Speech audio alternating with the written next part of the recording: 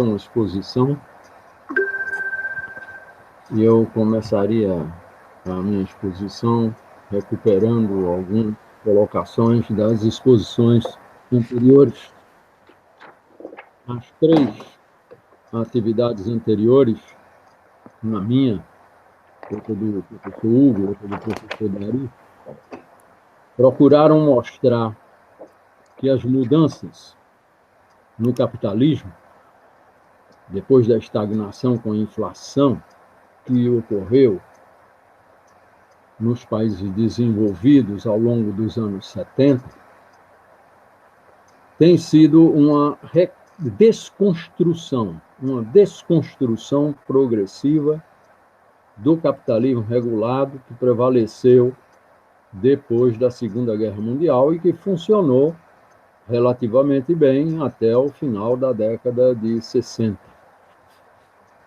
Com diferentes resistências em cada país, em grande medida explicadas pelas histórias diferentes do que foi construído depois da Segunda Guerra, houve uma desmontagem da regulação pública da atividade econômica e do trabalho assalariado, e uma liberalização da iniciativa privada, que ganhou poder de ação econômica com o desenvolvimento mais livre das finanças, e uma redução das restrições impostas aos empregadores na relação com os empregados, e tudo isto em meio a um avanço técnico importante que viabilizou uma mudança radical na organização da produção e na organização do trabalho.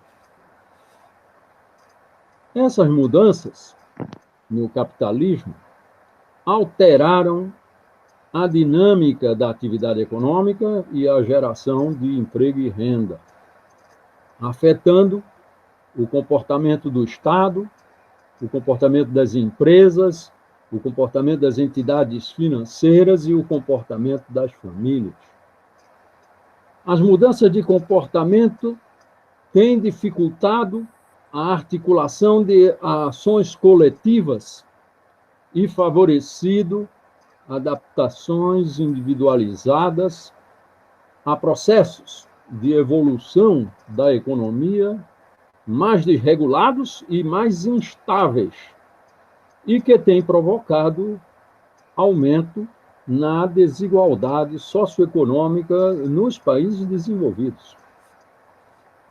Numa síntese, nós podemos dizer que ocorreu um processo de financiarização e de globalização da economia, com implicações para a maneira de trabalhar das pessoas e para os problemas da vida em sociedade. O assunto dessa nossa quinta atividade é a maneira como o Brasil se inseriu neste processo e como repercutiu no trabalho e nos problemas sociais do país. Houve um certo atraso nesta inserção. Ela começou nos anos 90, depois da crise da dívida externa, ao longo de toda a década de 80. E, paradoxalmente, a inserção do país na financiarização e globalização do capitalismo ocorreu exatamente no começo da construção de uma democracia, depois de 20 anos de ditadura militar que marcou a experiência brasileira na época do capitalismo regulado. A situação do país em 1980 expressa a que levou essa experiência do capitalismo regulado com ditadura militar e repressão à política e aos movimentos sociais. Foi construído um aparelho produtor de bens bastante diversificado e integrado e bastante atualizado para o padrão tecnológico e de organização da produção então existente. Ao mesmo tempo, não se regulou publicamente a atividade econômica, deixando muita liberdade à iniciativa privada, e não se construiu serviços públicos e um sistema de proteção à população, além de reprimir a organização dos trabalhadores e a contratação coletiva de trabalho, que tinham sido fundamentais nos países desenvolvidos para que o desenvolvimento do aparelho de produção elevasse o nível de vida da população e evitasse maior desigualdade socioeconômica. Por esse motivo, em 1980, é grande no Brasil o contraste entre o nível de desenvolvimento da produção e o nível socioeconômico da população. Segmentos progressistas da sociedade acreditavam que a democracia reduziria esse contraste, elevando o nível de vida da população e reduzindo a desigualdade socioeconômica, como tinha ocorrido na experiência dos países desenvolvidos. O que ocorreu na década de 80 foi muito mais complicado do que o imaginado por estes segmentos progressistas da sociedade brasileira e que está na proposta do PMDB, que se chamou Esperança e Mudança.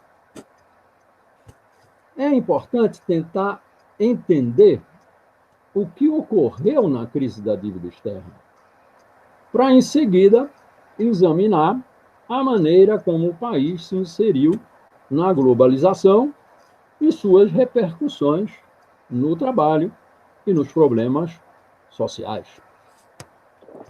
Um bom ponto de partida para isto é uma colocação do professor João Manuel no texto que vocês leram, A Contra-Revolução Liberal Conservadora e a Tradição Crítica Latino-Americana.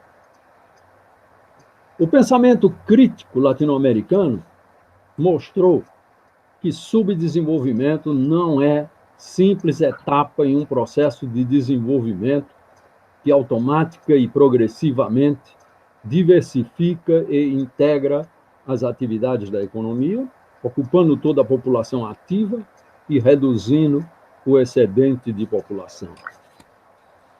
O Estado tem elevado poder de mobilização de recursos através dos impostos, através da emissão de moeda legal, através da dívida pública, podendo centralizar esses recursos em ações estratégicas deliberadas para diversificar e integrar as atividades da economia, que exige essa diversificação e integração, grandes investimentos simultâneos e de alto risco, construindo capacidade de produção em escala muito maior do que a demanda preexistente dos produtos. A ação pública deliberada coordenaria ações de iniciativa privada que não ocorreriam sem essa ação pública. A lógica do lucro que preside a iniciativa privada leva em conta a rentabilidade, o risco e a liquidez dos investimentos. A rentabilidade tem que ser mais alta em relação ao risco e com uma diferença de rentabilidade em relação ao risco que compense a iliquidez do investimento, ou seja, a dificuldade de vender rapidamente o ativo construído pelo investimento sem perda de valor. E o risco é a magnitude da perda provocada quando a rentabilidade prevista não se confirma.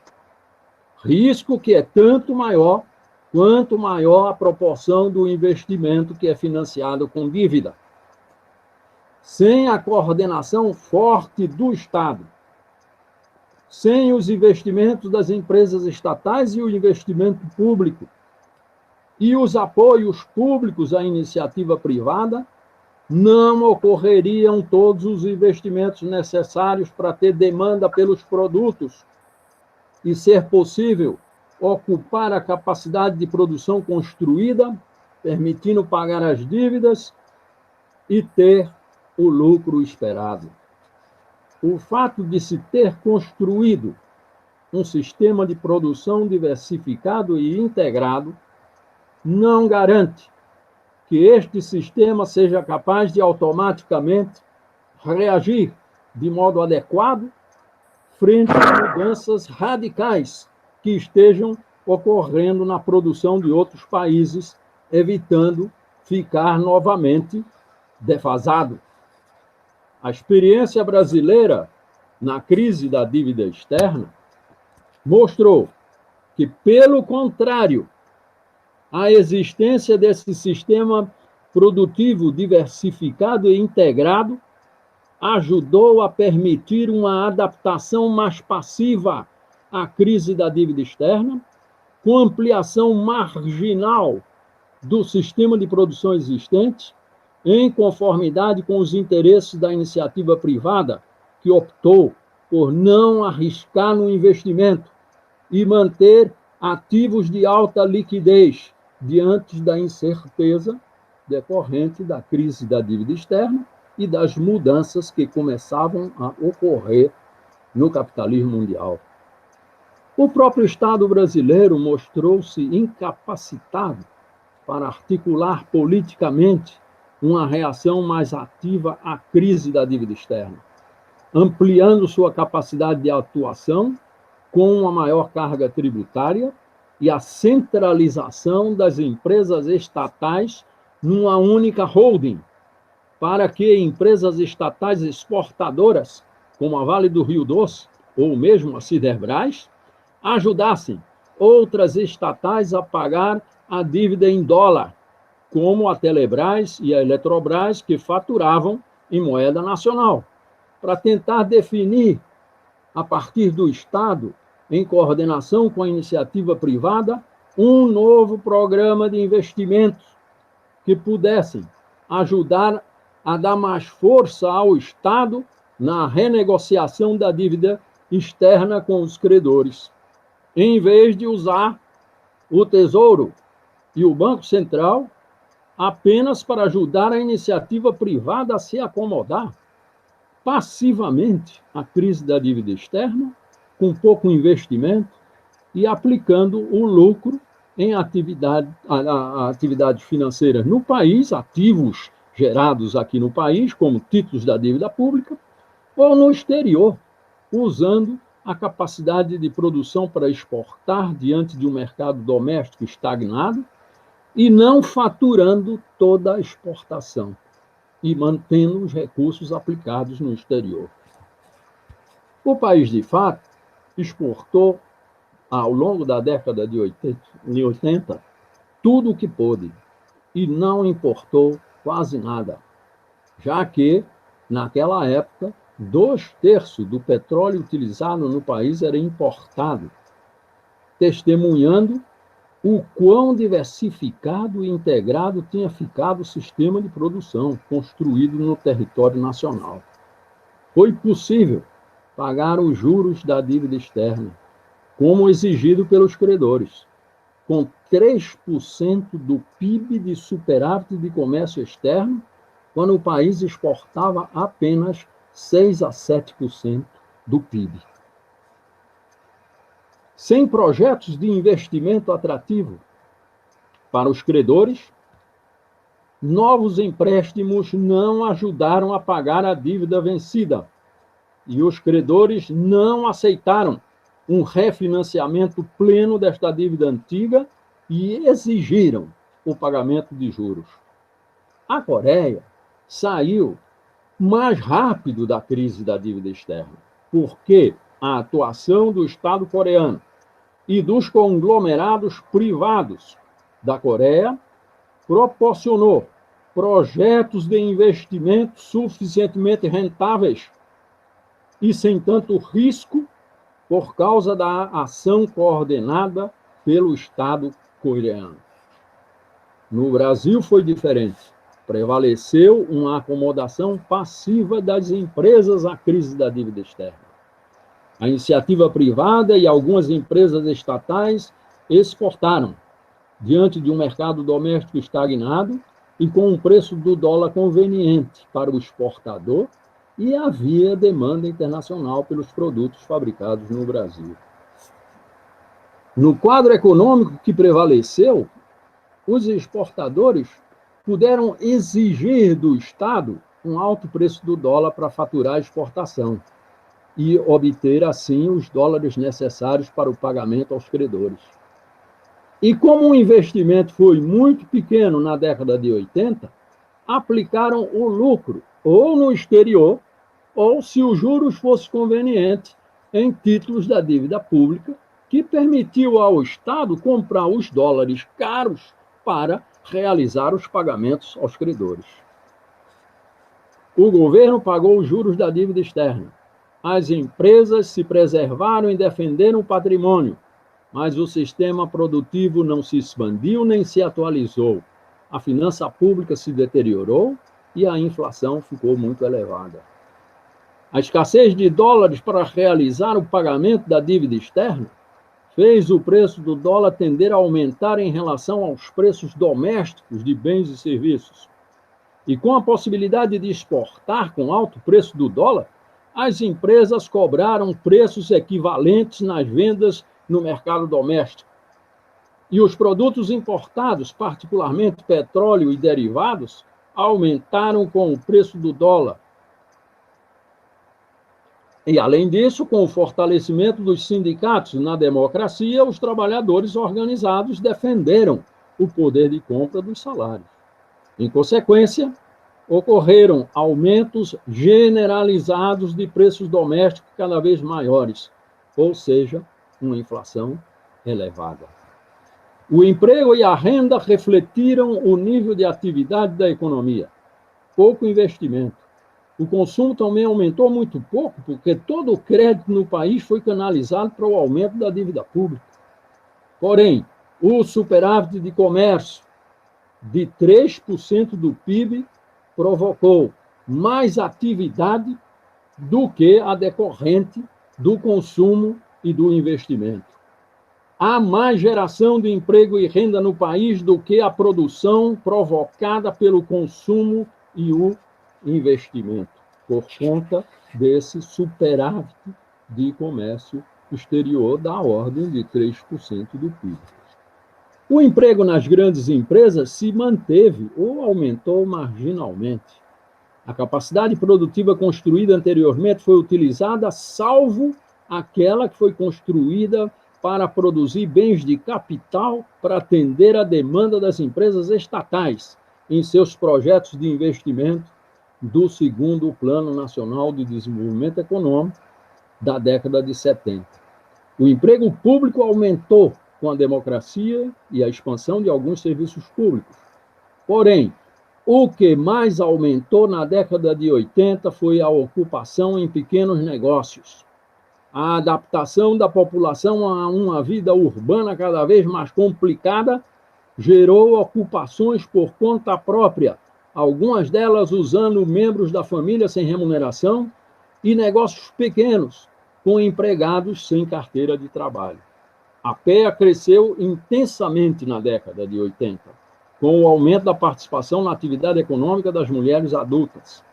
O aumento da PEA foi absorvido, pois a taxa de desemprego no final da década de 80 é semelhante à taxa de desemprego que vigorava no final da década de 70. Mudou, entretanto, a composição da ocupação das pessoas, diminuiu a proporção de empregos formais e aumentou a de trabalhadores por conta própria, não remunerados e empregados sem carteira de trabalho.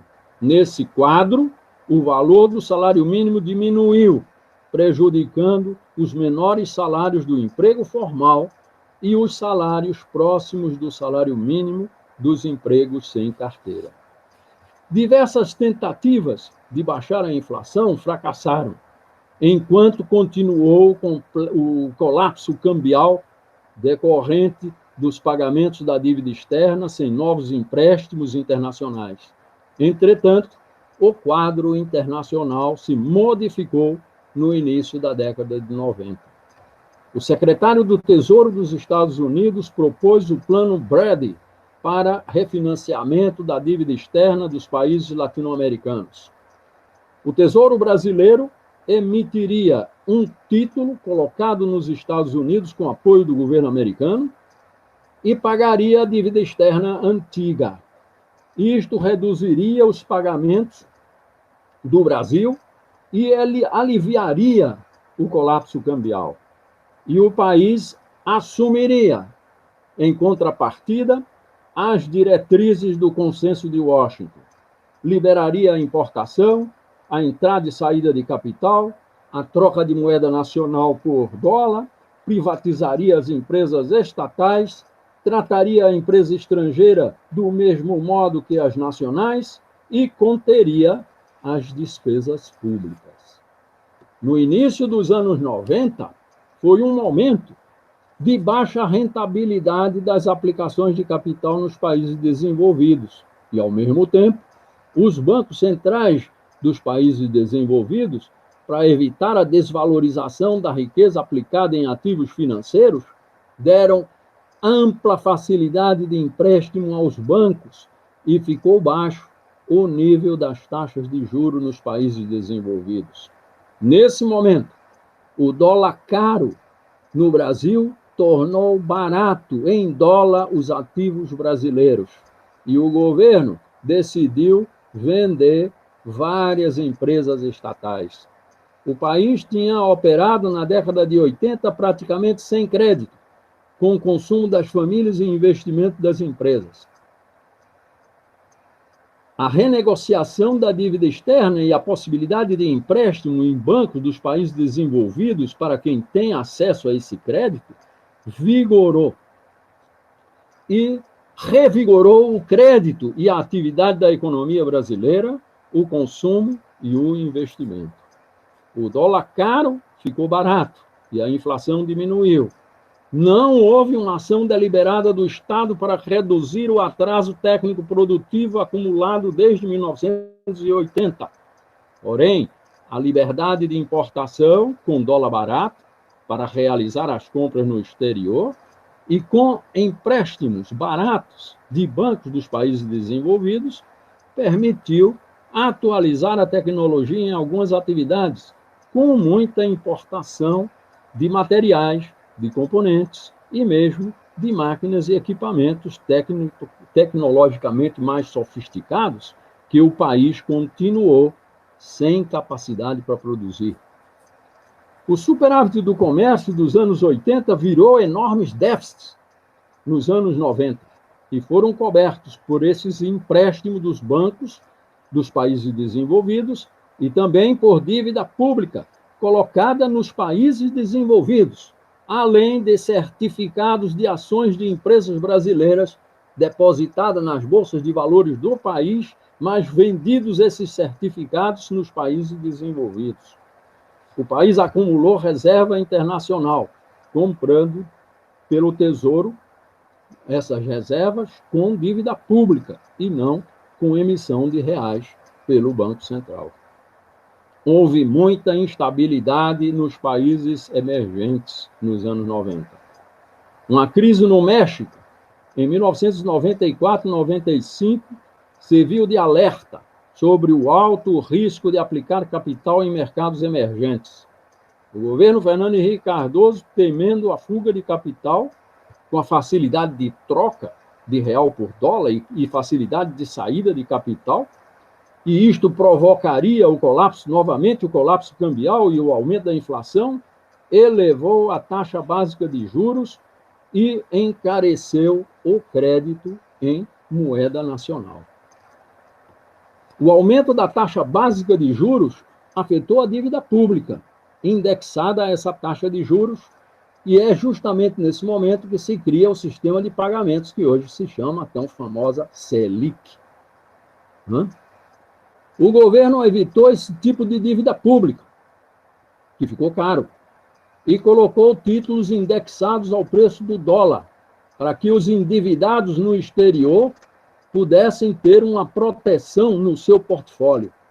Um aumento do preço do dólar não faria tanto dano ao patrimônio de quem tinha dívida em dólar, se também tivesse no patrimônio títulos de dívida pública indexados a dólar.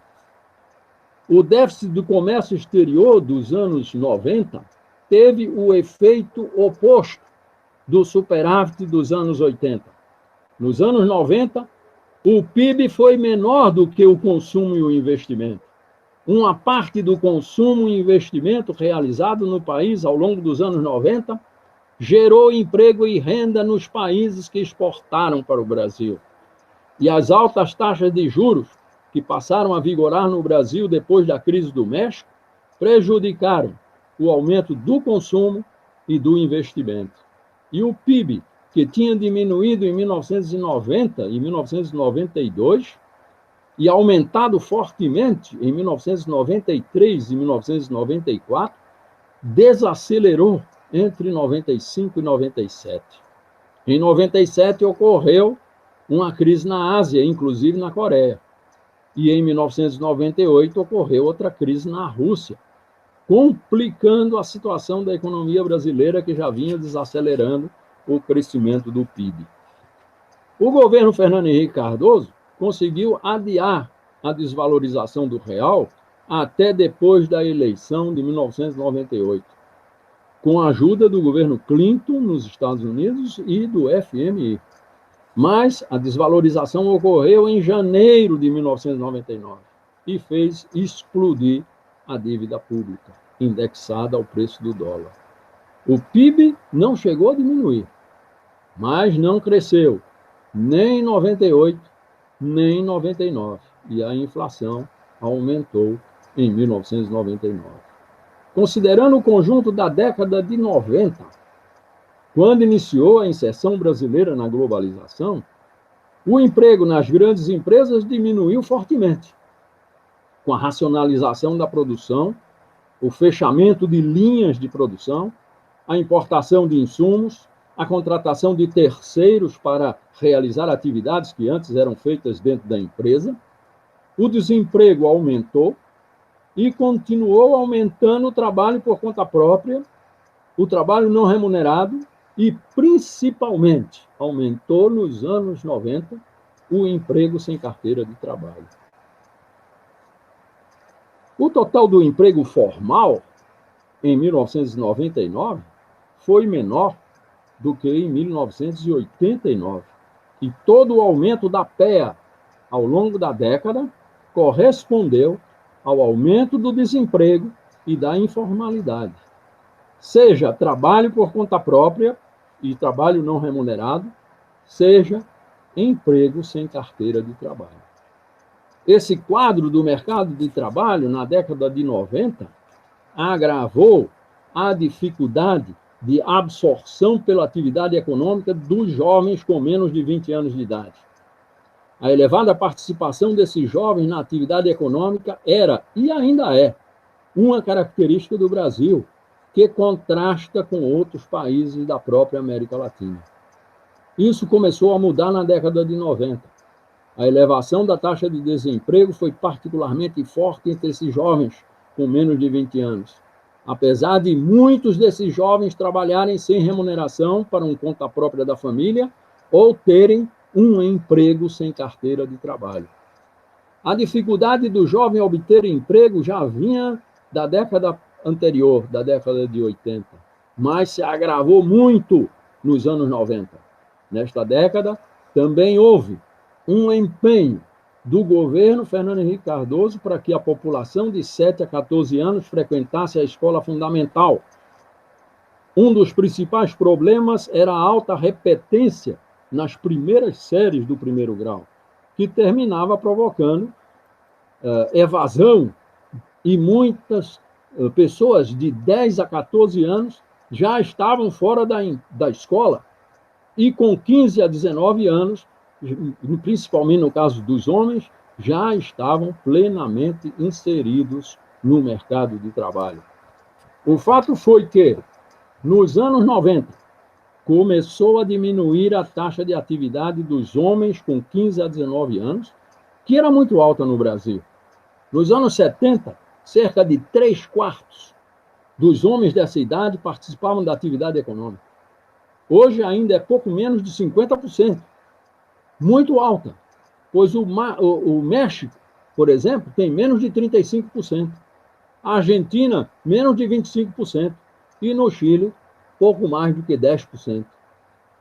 Outra característica dos anos 90 foi o aumento do valor do salário mínimo desde 1995, a partir de um nível que tinha ficado muito baixo. A rápida queda da inflação desde 1994 ajudou na elevação do valor do salário mínimo, mas mesmo quando a inflação aumentou depois de 1999, o valor do salário mínimo continuou aumentando e favoreceu os salários com nível próximo do salário mínimo. A situação do mercado de trabalho se agravou com a crise de 1999 a 2003. O desemprego e a inflação aumentaram. O poder de compra dos salários próximo do salário mínimo foi protegido, mas o poder de compra dos outros salários diminuiu muito com a inflação. O salário médio era bem maior do que o salário mínimo e perdeu quase 15% de poder de compra com a maior inflação associada à desvalorização do real em 1999, novamente em 2001 e novamente em 2002. A desvalorização do real impactou nas contas públicas, prejudicou a dívida colocada no exterior e também a colocada no país, mas indexada ao preço do dólar. Diante da dívida pública grande e pagando juros elevados, o governo respondeu com superávit primário, ou seja, com despesas não financeiras menor do que a arrecadação de impostos e contribuições sociais. A despesa pública financeira foi maior do que o superávit primário. O déficit público nominal foi expressivo, mas a dívida aumentou menos do que ocorreria sem o superávit primário. O superávit primário limitou a capacidade de ação do Estado para fazer o PIB crescer e ampliar a arrecadação de impostos e contribuições sociais. Em todo caso, a necessidade de ter superávit primário para evitar aumento maior da dívida pública levou a maior fiscalização dos negócios, dificultando a informalidade da atividade econômica e dos contratos de trabalho, porque o Estado precisava aumentar a arrecadação de impostos e contribuições sociais. As contribuições sociais deveriam robustecer o orçamento da Seguridade Social, aposentadorias, assistência médica, assistência social. Mas uma parte expressiva da arrecadação de contribuições sociais foi usada para pagar o serviço da dívida pública. Porém, a nova posição do Estado ajudou a ter mais formalidade da atividade econômica e dos contratos de trabalho, revertendo tendência observada desde a década de 80 e com mais força ao longo da década de 90. A atividade econômica, entretanto, continuou muito baixa até 2003, prejudicando a geração de emprego e renda e a arrecadação de impostos e contribuições sociais.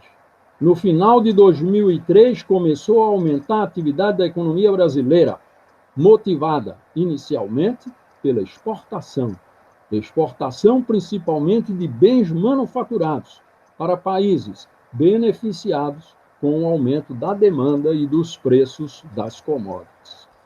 O Brasil é um exportador de commodities, mas também é um exportador de manufaturados para países com demanda pouco sofisticada.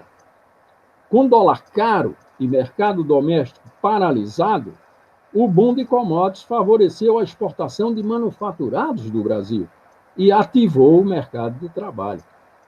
A manufatura ainda pesa na atividade da economia brasileira e houve intenso aumento da produção manufatureira em 2004 e, novamente, em 2007 e 2008, nesses 2 últimos anos, com o consumo e o investimento, e não tanto com a exportação.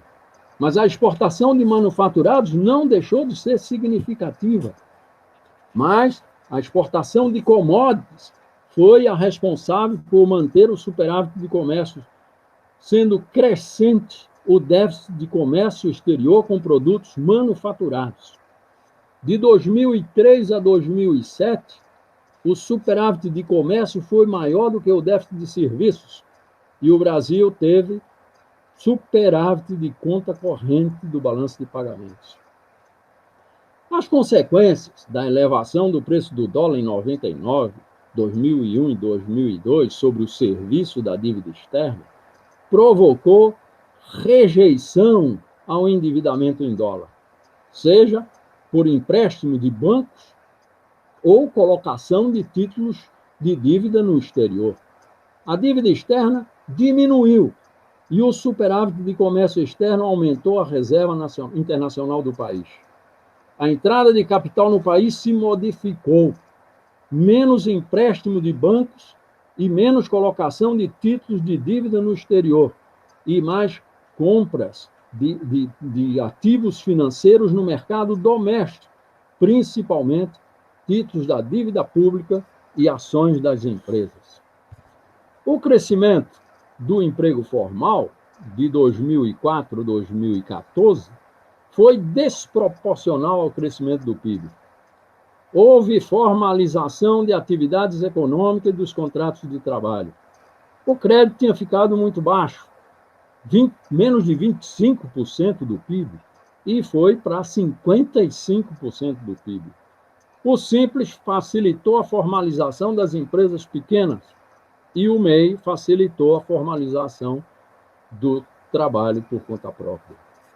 O crescimento do emprego formal e o aumento do valor do salário mínimo incorporou ao consumo de bens duráveis comprados a crédito um número expressivo de famílias antes sem renda e emprego regular para ter acesso ao crédito.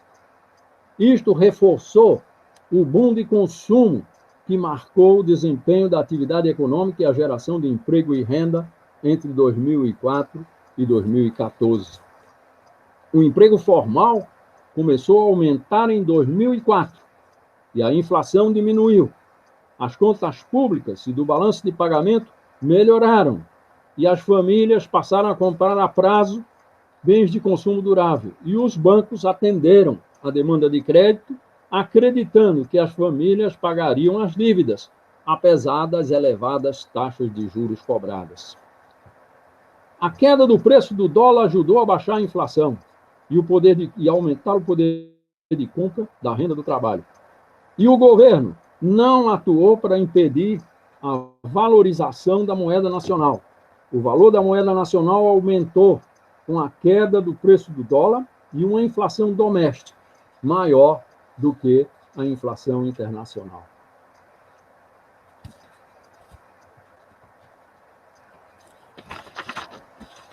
Esse valor da moeda nacional aumentando, por que aumenta o valor da moeda nacional? Porque os preços da produção doméstica aumentaram mais do que os preços internacionais expressados em moeda nacional. O preço do dólar diminuiu e a inflação doméstica continuou, embora tenha caído, continuou maior do que a inflação internacional. Em particular, houve queda do preço internacional relativo dos produtos tecnologicamente sofisticados. A importação barata desses produtos dificultaram ainda mais o desenvolvimento de sua produção doméstica, já prejudicada por mais de uma década de atraso em relação ao desenvolvimento da produção desses produtos em outros países, especialmente na Ásia. A inflação doméstica continuou maior do que a internacional por causa da produção que não concorre com a dos outros países. Nessa produção era grande a informalidade da atividade dos contratos de trabalho. Seu crescimento foi acompanhado de formalização e os preços dos produtos dessas atividades aumentaram mais do que os preços dos produtos exportados e o dos produtos importados com o menor preço do dólar. Houve muita importação de manufaturados, especialmente insumos tecnologicamente sofisticados. Isto prejudicou a ampliação da ocupação de trabalhadores mais qualificados, não somente na manufatura, mas principalmente nos serviços, como laboratórios, centros de pesquisa e desenvolvimento tecnológico. A experiência do país, desde 2004, mostrou a importância que ainda tem a produção manufatureira para o crescimento do PIB, para a geração de emprego e renda, e principalmente do emprego formal, e para a arrecadação de impostos e contribuições sociais. Até 2010, aumentaram a produção e o emprego manufatureiro. Porém, com o declínio do superávit comercial de bens e serviços, o consumo e o investimento cresceram mais do que o PIB, e o PIB cresceu mais do que a produção manufatureira. A construção civil, o comércio e os serviços aumentaram o emprego e o valor agregado. Nesses setores, construção civil, comércio e serviços, o valor agregado por empregado é menor do que na manufatura. E a importação de insumos sofisticados prejudicou mais o valor agregado da manufatura do que o emprego na manufatura, provocando pouco aumento do valor agregado por empregado na manufatura. No conjunto da economia, foi pequeno o aumento do valor agregado por empregado, e o aumento do poder de compra dos salários elevou a parcela dos salários na renda nacional.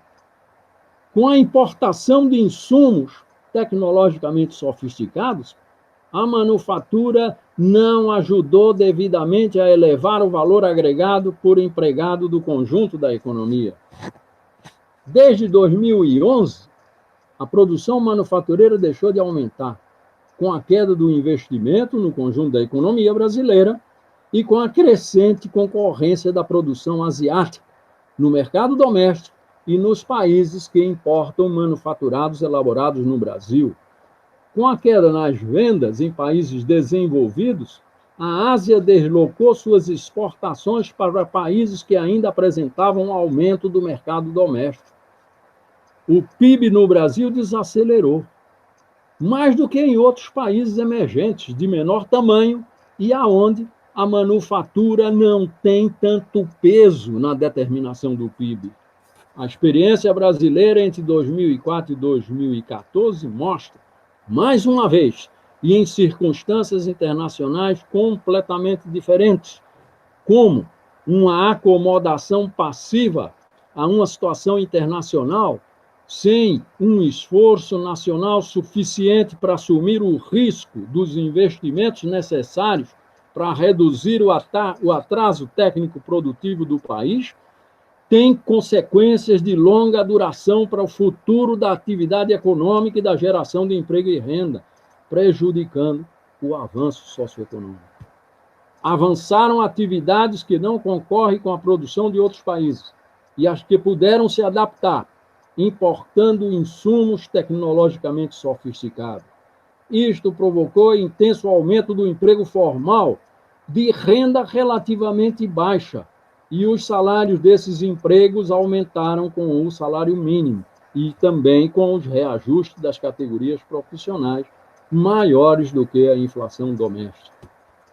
Empregos mais qualificados não deixaram de aumentar, especialmente em educação, saúde e outras atividades, mas a ampliação desses empregos melhor remunerados foi prejudicada pelo não desenvolvimento da produção doméstica de manufaturados tecnologicamente sofisticados. Além disso, em muitos empregos qualificados para evitar os encargos trabalhistas, o vínculo de emprego foi disfarçado de autônomo e pessoa jurídica. Houve um forte aumento do emprego formal, principalmente de remuneração relativamente baixa, e aumento do trabalho por conta própria e do emprego sem carteira de remuneração relativamente alta. Aumentou a proporção de empregos formais na ocupação das pessoas e a remuneração do trabalho por conta própria e dos empregados sem carteira aumentou mais do que a média de remuneração do emprego formal. O PIB, que vinha desacelerando de crescimento desde 2011, deixou de aumentar em 2014 e diminuiu em 2015 e 2016. E desde 2017 até 2019 mostrou dificuldade de retomada. E em 2009 começa a acontecer esse fenômeno que hoje passamos da pandemia. O restante do curso vai estudar pormenorizadamente a evolução desse mundo do trabalho que eu rapidamente relacionei com a inserção da economia brasileira no processo de globalização, com a maneira como o país realizou essa inserção. Então, eu peço desculpa por essa exposição longa, mas eu achei necessária como ponto de partida para essa segunda parte da disciplina Economia do Trabalho no Brasil. Então, muito obrigado. Obrigado, Baltar. Por favor, Baltar, o microfone que está sendo... Obrigado. Obrigado, Baltar, aí pela essa aula, recuperando toda essa trajetória recente, de uma forma bastante sintética e consistente. E vamos abrir agora para os nossos alunos aqui a formularem questões, né, dos textos lidos, aí a partir dos 3 textos recomendados para o professor Baltar aqui para a aula. Por favor, aqui, alguém podia comentar alguma coisa dos textos, levantar alguma questão que chamou a atenção, ou fazer uma pergunta relacionada aos textos. Então, a palavra está em aberto aqui para vocês fazerem as considerações, comentários aí em relação aos textos lidos, tá? Quem se começa fazendo isso?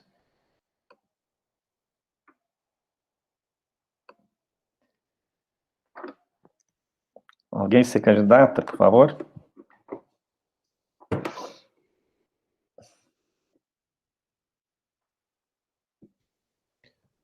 Dari? Oi, fala, Pedro. Não exatamente sobre os textos, mas assim, algo que me chama a atenção, principalmente acho que o professor Baltar, ele expôs muito bem. Posso fazer a pergunta para dar um pontapé inicial aqui? Pode, comentário. Claro. Eu acho que é sobre esse dilema da democracia que a gente vive no Brasil, né? Porque a democracia no Brasil, ela vem junto com o neoliberalismo, né? Na década de 90, quando o neoliberalismo é implementado aqui no Brasil, é o começo, é o fim da ditadura, né? Na ditadura se tinha um sistema público mais participativo, que o professor Baltar destacou que foi importante para reduzir o impacto da crise externa que se tinha, né?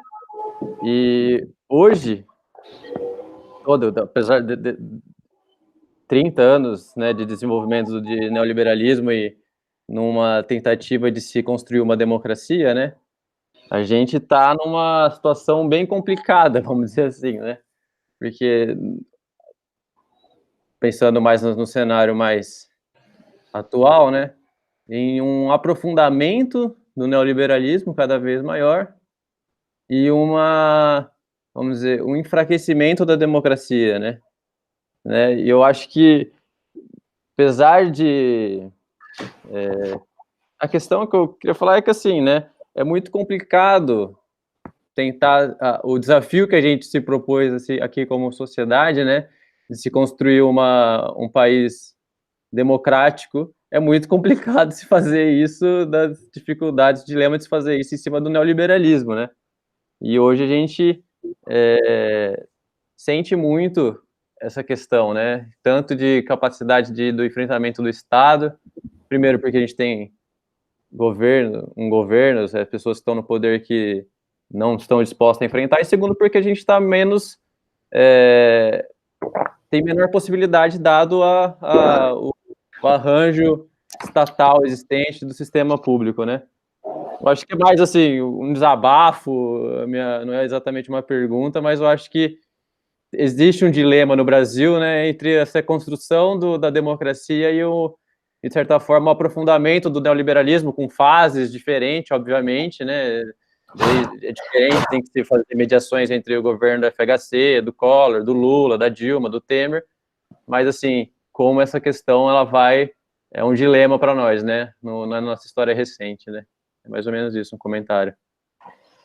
Obrigado, Pedro. Aqui, não sei se o Paulo quer discutir essa questão, apresentar, ou uma reflexão. O que eu posso falar rapidamente, Pedro?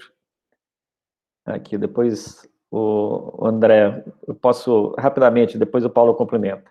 Acho que tem uma questão aqui, do ponto de vista histórico, quando a gente montou esse aparelho de produção integrado, sofisticado, que o Paulo Baltar fez referência, né, que possibilitou o nosso desenvolvimento, inclusive industrial, e desenvolvimento capitalista brasileiro, com esse contraste que ele destacou. E esse contraste que eu acho que o Paulo destacou, a gente tem que lembrar que esse processo de construção aconteceu no período de déficit muito forte de democracia. Entre os anos 30, 40 até os anos 80, nós vivemos a maior parte do período aqui sob ditaduras.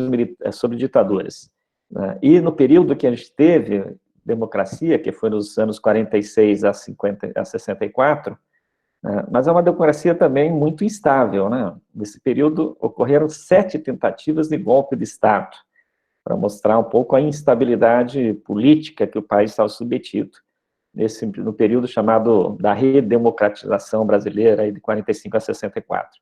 Tá? E a verdade é que nos anos 50, você até conseguiu construir projetos alternativos que disputaram os rumos da nação brasileira, né?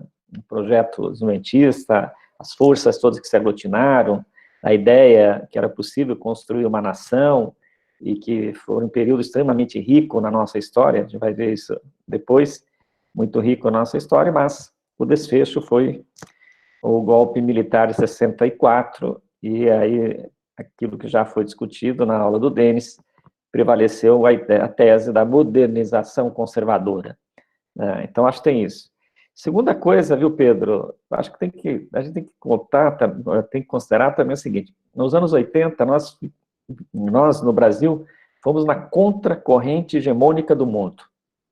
O neoliberalismo já era absolutamente hegemônico, como nós vimos aí na aula do Hugo, passado, e nos anos 80 a gente foi aqui na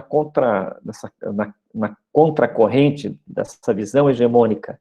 E esse movimento contra a corrente resultou na Constituição de 88, muito mais inspirado na ideia de um capitalismo mais regulado do que no capitalismo liberal. Mas esses termos da Constituição Política de 88 acabou não se sustentando porque a gente não conseguiu dar bases econômicas para viabilizar todas aquelas iniciativas de ampliação dos direitos e proteção sociais.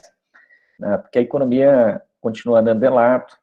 Nos anos 80, que o Marco falou, e nos anos 90 foi feita essa opção.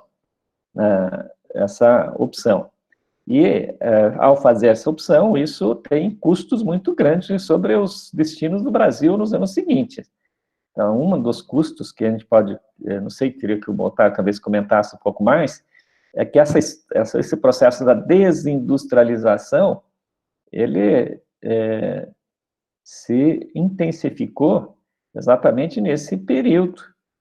Começa a se intensificar nesse período, e o Baltar fez referência, quando o Brasil se inseriu de forma passiva a esse processo, o Estado não fez um esforço de incorporar o atraso tecnológico e produtivo, do aparelho produtivo, em grande transformação a partir dos anos 70, o atraso que o Brasil não conseguiu recuperar esse atraso a partir dos anos 90, né, e o Baltar comparou, inclusive, a Coreia.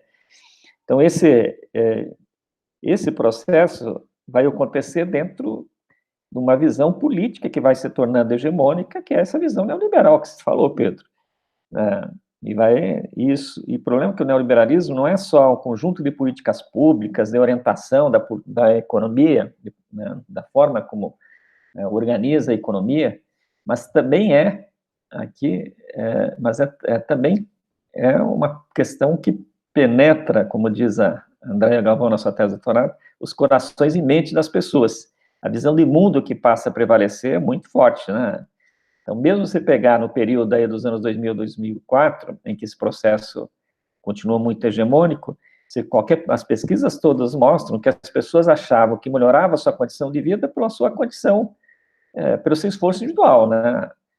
Não fazia nenhuma relação que se possibilitou maiores possibilidades de inserção, né, ocupacional, mesmo setor público, o concurso público, para mostrar um exemplo muito claro, no concurso público, até vi matérias aí de centrais sindicais muito de esquerda, fazendo pesquisa com percepção dessas pessoas sobre o concurso público, a ideia da empregabilidade, né, a ideia da pessoa ser competente, aqui é muito forte, né, essa ideia. Então, isso também, os corações e mentes foram conquistados nesse processo. E as nossas tentativas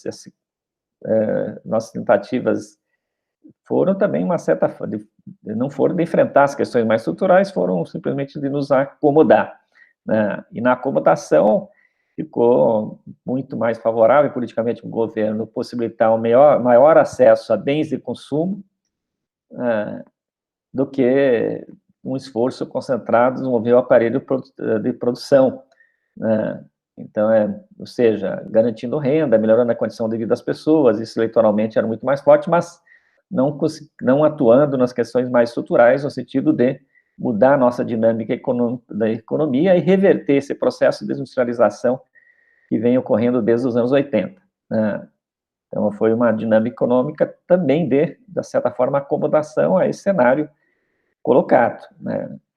Então, mas o problema, a última observação, Pedro, o problema é que agora você combina, você não tem um regime autoritário, mas tem um governo com viés fascista, claro. Então, você combina esse governo com viés fascista, claro, com o aprofundamento do ultraliberalismo. Então, você tem essa combinação agora esdrúxula aqui. Tá? Mas já falei demais, são muitas reflexões. Não sei se o Paulo quer complementar ou a gente passa para o André Sabino. Eu quero complementar um pouco. Eu acho que o que se coloca é que, veja, se a gente volta às discussões latino-americanas do início da industrialização, a gente chamava a atenção de que você tinha um tremendo problema social porque você não tinha economia capaz de absorver essas pessoas. Você não tinha atividade econômica para absorver essas pessoas no emprego, para gerar arrecadação de impostos e permitir uma ação pública mais ampla, no sentido de proporcionar serviços públicos e outras coisas. Aí se propôs um esforço enorme para tentar forçar essas atividades, porque não tinha também, porque elas não surgiriam somente da iniciativa privada com sua lógica de lucro habitual. Era preciso uma decisão política deliberada, né? E você articulou forças políticas capazes de, bem ou mal, defender essa proposta e concretizá-la, né? Apesar das dificuldades dos problemas que aconteceram, uma tremenda inflação, um conflito político permanente, uma instabilidade política enorme, né? Com os problemas de ser periferia dos Estados Unidos, numa Guerra Fria muito acirrada, né? Todos os problemas que nós sabemos. Mas foi construído. É claro que sem os aparelhos sociais, sem negociação coletiva, sem serviços públicos adequados, sem uma atuação pública no social mais vigorosa, como a que tinha acontecido e que tinha proporcionado esse bem-estar da população. Não era só a economia, houve a economia e um Estado capaz de canalizar a economia para melhorar o bem-estar da população. Nós tivemos um Estado que, bem ou mal, construiu o sistema de produção. porque foi ele. Foi os investimentos públicos, foi os investimentos das estatais decisivo nesse negócio. Não foi as multinacionais, ao contrário, as multinacionais se adaptaram. Inicialmente as europeias, as americanas nem se interessaram, porque acharam que aquilo era uma loucura, que não ia dar certo, e então nem se incorporaram no investimento da industrialização nos anos 50. Elas só se incorporaram depois, no final dos anos 60 e nos anos 70, porque aí já tinha sinais de que o processo de industrialização, a trancos e barrancos, iria, e seria uma ótima oportunidade de negócio. E eles entraram, inclusive, comprando capacidade produtiva. Por exemplo, a Ford comprou a Aeroillis, né? Que era uma empresa americana, mas não era das 3 maiores empresas americanas. Não era a Chrysler, nem Ford, nem GM. Inclusive, usou e faturou muito bem aquele modelo Corcel, que foi um êxito danado no final dos anos 60. Né? Mas depois, quem fez a industrialização foi uma decisão, né, dessa articulação política que foi possível fazer e que levou essa industrialização até 80. Né? Nos anos... Agora, o curioso é que a gente pensava, bom, montou o sistema produtivo, vai ter uma dinâmica de país desenvolvido, mesmo que não tenha tido o social que a gente gostaria, tá certo? E tem uma desigualdade socioeconômica enorme em 80. Mas, do ponto de vista produtivo, a gente pensava esse sistema, já que produz equipamento, produz máquinas, produz bens de capital, inclusive deu uma dinâmica que a gente estudou aqui na nossa escola, foi pioneira nisso, né? de mostrar que os problemas dos anos 60 eram problemas cíclicos de uma economia capitalista já com uma certa estruturação, de que não era teve até uma polêmica, né, sobre se era estagnação, se não era estagnação, né? Não importa os termos da polêmica na época, mas o fato é que a gente achava de que, uma vez montado o sistema produtor, principalmente de máquinas e equipamento, o negócio estava garantido, mas não estava. Não estava. Está garantido enquanto a base técnica seja dada. Se ocorrer uma modificação técnica mais substancial, como aqui aconteceu a partir dos anos 80, seria necessário todo um esforço novamente para não ficar atrasado. Para não ficar atrasado. Esse esforço de articulação, o Estado brasileiro não mostrou capacidade de fazer, nem a iniciativa privada, mas a iniciativa privada também, nos anos 20 e 30, não estava muito interessada num processo de industrialização pesado, teve várias dificuldades. Claro que tinha um que outro empresário, Roberto Simons e outros, né? Você tinha alguns envolvidos, assim como tem também teve aqui agora. Mas em peso, o peso da iniciativa privada é muito mais conservador. Você tem que mostrar que o Estado é capaz de tomar todas as iniciativas para que aqueles investimentos sejam rentáveis, apesar do risco e apesar da iliquidez. Eles não confiaram nisso. Não, o Estado não mostrou articulação política para fazer isso. Tá certo? E era necessário, inclusive, para não ter o prolongamento da crise externa que você teve. Porque, em grande medida, a crise externa é a falta de alternativas para empréstimos novos que venham a pagar os empréstimos antigos. E sem empréstimos novos, devido a programas de investimento novos, você teria que convencer o banqueiro de refinanciar a dívida passada. Isso ele não aceitava. Emprestar só para pagar a dívida para eles botaram várias reticências nesse negócio. Agora, se você tivesse um programa de investimento interessante que motivasse a eles emprestar para esses programas, e para isso você tinha que ter uma rentabilidade suficientemente alta, não somente para compensar o risco, mas para compensar uma relativamente alta rentabilidade que eles já estavam obtendo comprando a dívida pública dos Estados Unidos. Porque os juros, naquele momento, estava bastante atrativo. É claro que depois de 85, os juros diminuiu nos Estados Unidos. Tá certo? Então, veja, essa falta de articulação é que permitiu, prolongou a dívida a crise da dívida por 12 anos de paralisação em que outros países avançaram. Por exemplo, os asiáticos. Avançaram do ponto de vista produtivo, realizaram os investimentos que nós não fizemos. Fazer esses investimentos, depois que a coisa se suavizou, requereria um esforço enorme de, novamente, articulação política para poder fazer aqueles programas de investimento, em particularmente, não permitir uma adaptação passiva. Porque é a que corre mais a iniciativa privada. É o caminho de menor resistência dela. Ela não quer correr risco. Para você correr risco, você tem que mostrar articulação e poder de articulação. Esse poder de articulação política nós não tivemos nos anos 90, nós não tivemos nos anos 80, nos anos 90 e nos anos 2000.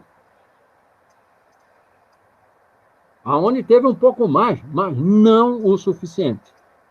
Alguns exemplos disso, claro. Nós fomos capazes de reativar a Petrobras, não foi? Fizemos um programa de investimento de extração enorme, o maior programa de investimento de extração de petróleo, talvez, do mundo.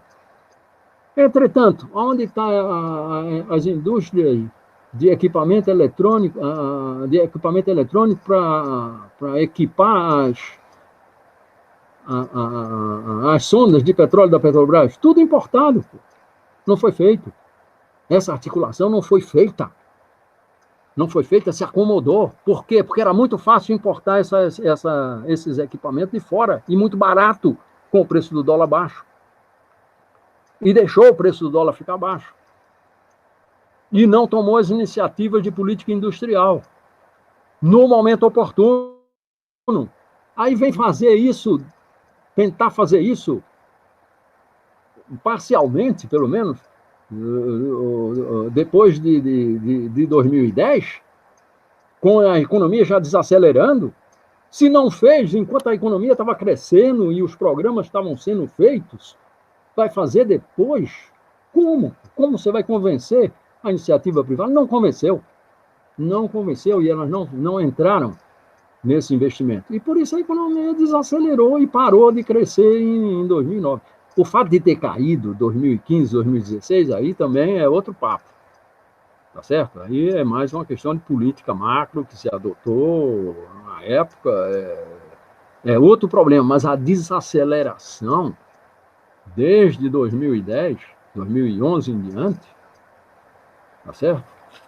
Essas coisas é que nós precisamos discutir quando for discutir o mundo do trabalho nesse momento e a forma como evoluiu para chegar nos problemas de hoje. Os problemas de hoje vem sendo gestado desde o início, porque a gente não fez, não é? O avanço social no momento que estava construindo esse aparelho produtivo, fez no momento em que o mundo todo estava indo para trás, não é verdade? Como você chamou a atenção aí, foi um negócio sui generis, aumenta o sindicalismo, a contratação coletiva, no momento que no mundo todo está caindo. Tá certo? Mas também, em grande medida, isso é pelo fato de que do nosso, digamos assim, a nossa democracia chegou depois.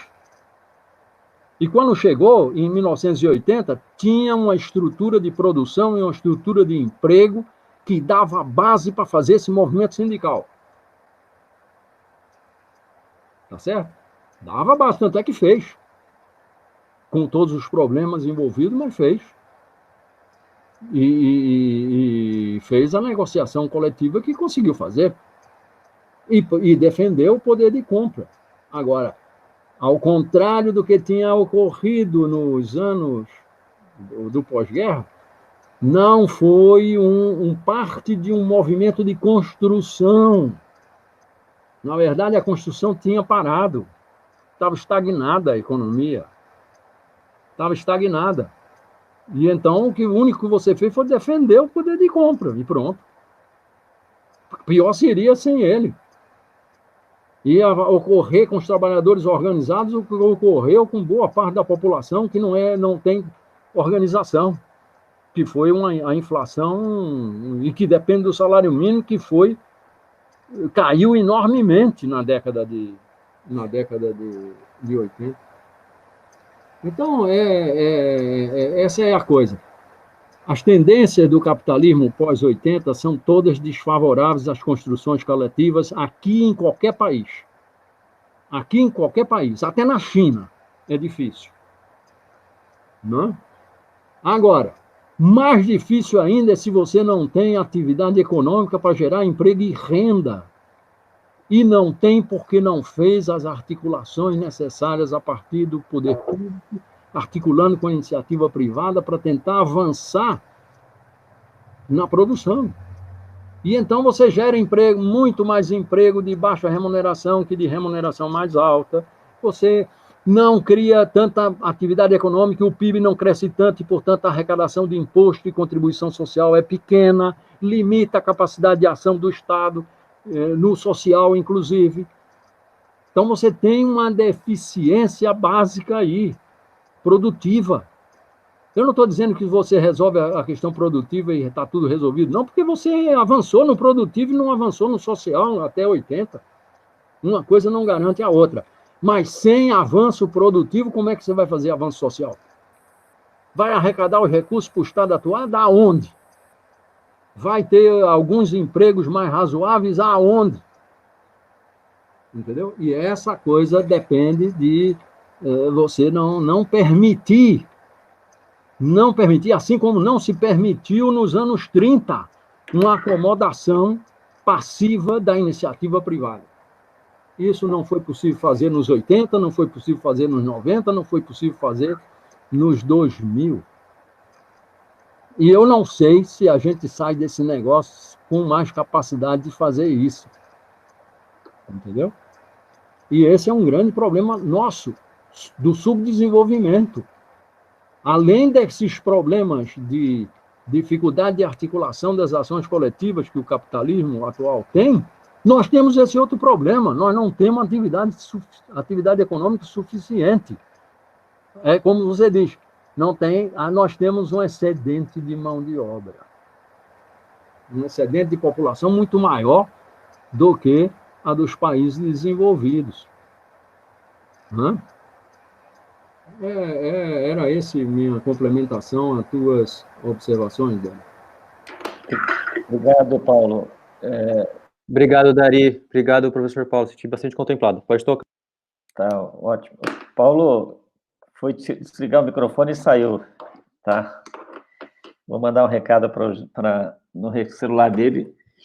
Aí, ó, o André e a Samira estão fazendo discussões exatamente para que é a questão do Paulo aqui. Deixa eu ligar para o Eugênio aqui, que ele... Só não espero que não tenha caído na internet, né? Mas acho que ele foi desligar o microfone. Ah, tá, voltou. O microfone, desliguei tudo. Tá bom. Tá ótimo. Eu vi. Tá bom, Paulo.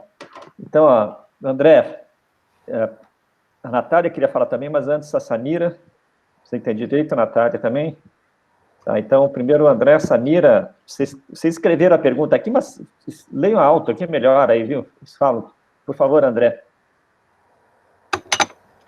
Oi, Dari. Tá.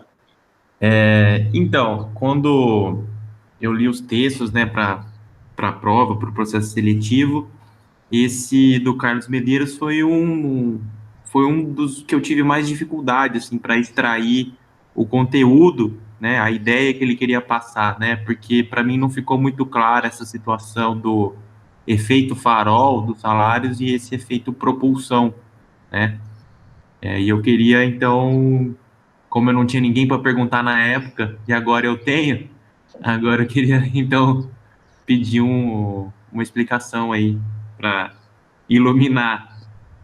Tá, obrigado, André. Paulo, a pergunta da Samira é muito parecida, igual, então acho que responda os dois juntos, fazendo favor. Samira, por favor.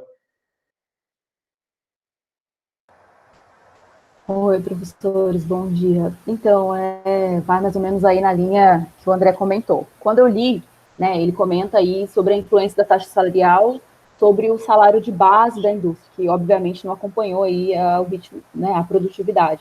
E ele fala que isso valeu como um farol para a precarização de renda. Daí eu gostaria de ouvir alguns comentários sobre isso. Né, na mesma linha do André também não ficou claro, depois ele comenta também do efeito de propulsão, né, que é ao contrário disso. Eu queria um pouquinho mais de explanação. Obrigada, viu? Nós que agradecemos. Paulo? Tá. Essa questão ele faz uma diferença.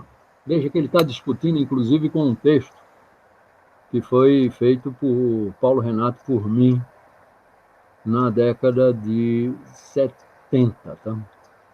É um texto antigo sobre o salário mínimo. Era uma discussão na época que a gente teve, particularmente com o professor Roberto Macedo, da FEA, né? Sobre a influência do salário mínimo na determinação do salário, porque naquela época não tinha muita informação, como a gente tem hoje, PNAD, PME, RAIS. Naquela época não tinha nada, né? Tinha um único dado assim, mas os dados do censo, que a variável renda só começou a ser perguntada em 1960, e mesmo assim não era para a gente ficar discutindo conjunturas de trabalho, de mercado de trabalho. Então a gente tinha essa discussão porque o pessoal usava o salário mínimo como se fosse o salário, porque salário mínimo você tinha, e tinha os dados da inflação. Então você deflacionava o salário mínimo e estudava a variação do salário mínimo ao longo do tempo, e como se aquilo representasse um pouco a evolução dos salários. Obviamente que não dava para fazer, era devido à falta de dados.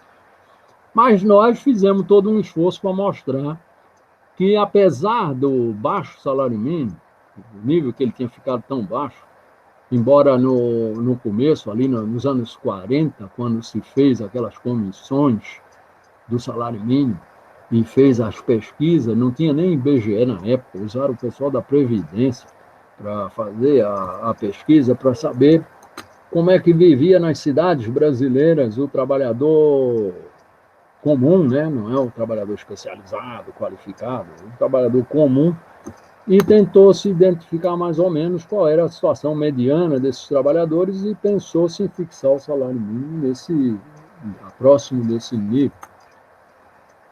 Só que depois o salário mínimo foi desvalorizando, aumentou um pouco no início dos 50, lá quando era ministro do Trabalho, João Goulart, que deu no governo Getúlio, segundo governo Getúlio Vargas, ele deu 100% de aumento do salário mínimo, que corrigiu um pouco o valor. Mas essa era a discussão. E então essa palavra farol foi invenção do Paulo Renato. Foi ele que inventou isso.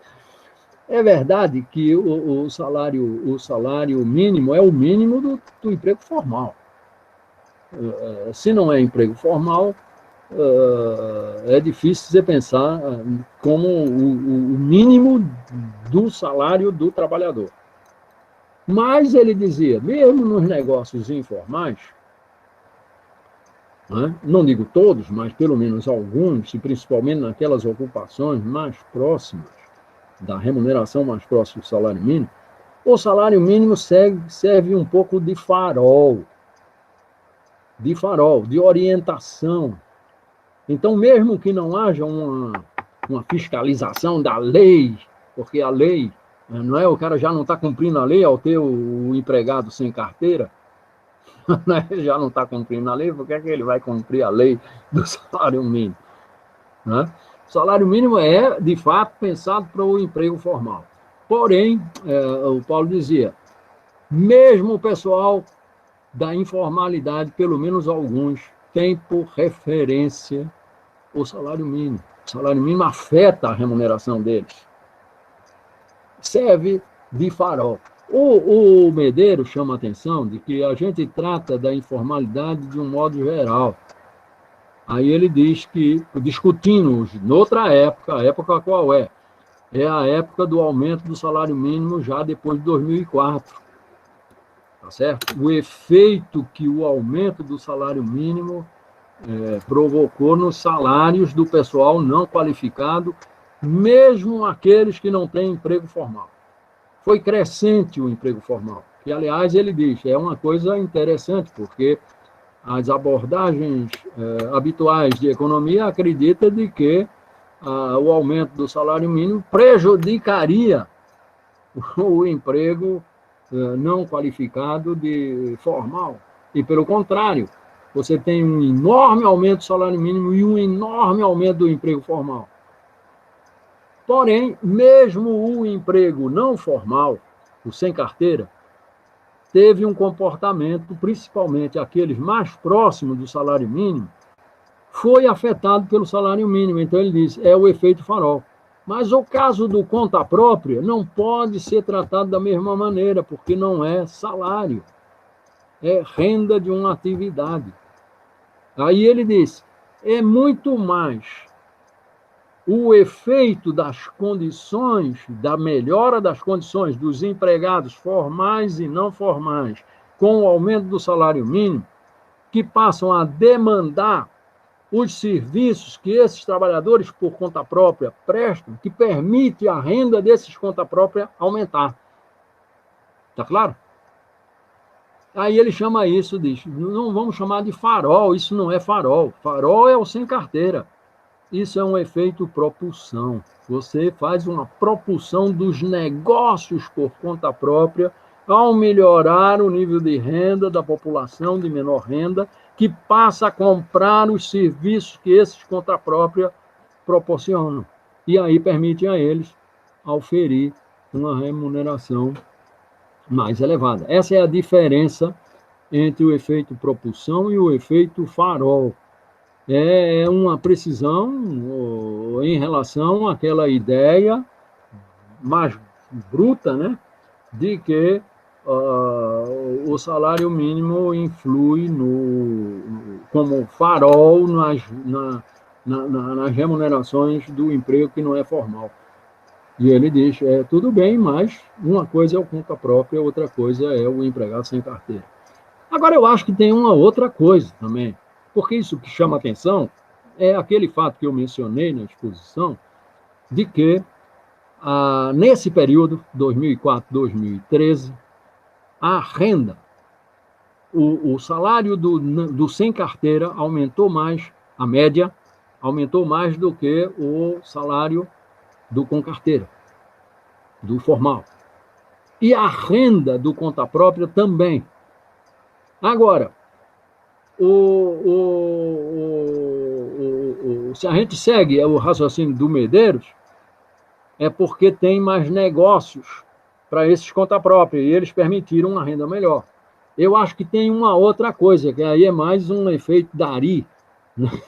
Que é a informalização de algumas ocupações de remuneração mais alta, que vai elevar a renda média do conta própria.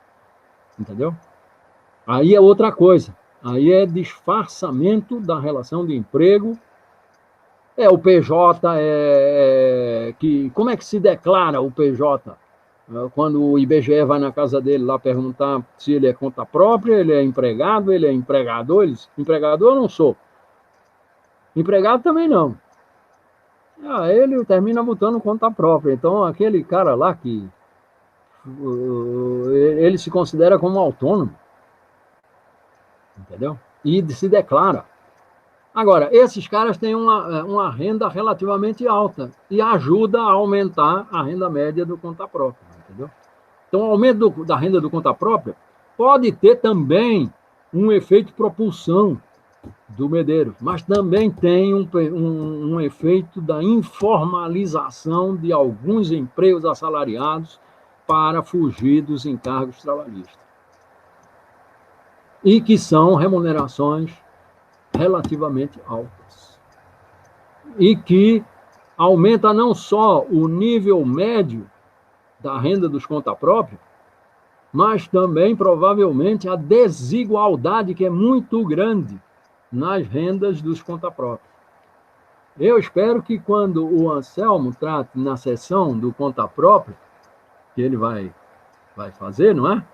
Lá na frente, ele abra um pouco de espaço para discutir esse tipo de coisa. Tá certo? Mas aí vamos ver, vamos ter oportunidade. Cada uma dessas coisas que eu falei, nós vamos ter oportunidade de debater com mais pormenorizadamente, né? Nessas aulas do ponto do programa sobre mercado de trabalho no Brasil. Eu quis fazer apenas uma colocação de como todas essas discussões elas estão marcadas pela maneira como a gente entra na globalização. A globalização e financiarização já é uma catástrofe para o trabalho assalariado. E se você entra mal nela, é muito pior ainda.